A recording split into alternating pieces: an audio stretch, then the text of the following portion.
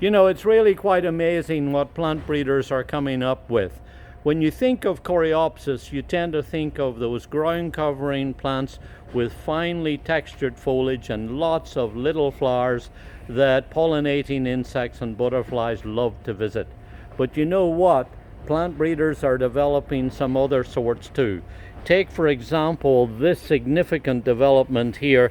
This is Coreopsis Superstar, a variety that was developed at Bold Horticulture that quite literally has the largest flowers of any of the Coreopsis that we've ever seen.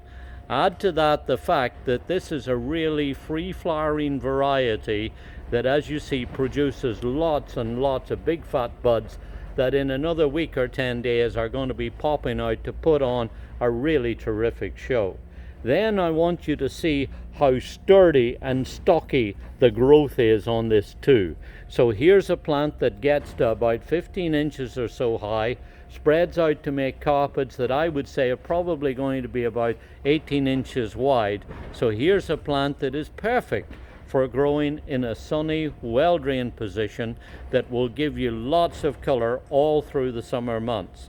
Now, what's interesting about it is that it's also one of the earlier flowering varieties of Coreopsis. This is now putting out the first of its flowers in early summer. And as you see, if it's dead-headed or trimmed back, you'll get lots of young, fresh growth that then will produce new buds from inside the canopy that will then keep it going on through the rest of the year and probably keep it flowering well into the autumn time too. Now, because it's a fairly strong growing variety and they like lots of sunshine, what I suggest you do is when you get it home is dig a really good sized hole about twice the size of the pot and then work in some planting compost and then backfill it around it, planted at about the same level as the soil already is. And then also I think it's going to be important to mulch the ground and of course water it well until it becomes established. You'll find that once it's established, it has the ability to root into the earth and then pretty much be able to stand on its own. But there is one little trick that I think is going to be important with this plant, and that is that maybe about halfway through the summertime that you take a pair of hedging shears or pruners and you give it quite literally a haircut. You go in and just trim it back, taking about a third or so of the growth off the rounded canopy. That will then stimulate plenty of young growth and that will help to keep it bushy and compact and free flowering during the rest of the year. Just like other Coreopsis, these flowers are going to be highly attractive to butterflies and also pollinating insects.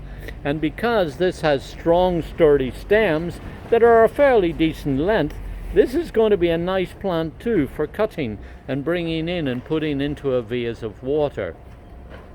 What's interesting about this is that it was bred by Blair Winner from Bold Horticulture. Now, Blair is well known for his breeding prowess when it comes to breeding annuals.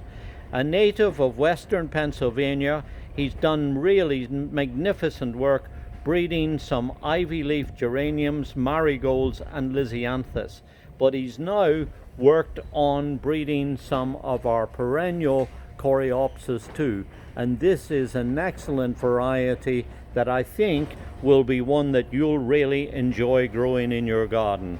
This is Coreopsis Superstar, the largest flowered Coreopsis that we've ever seen here at Overdevest Nurseries.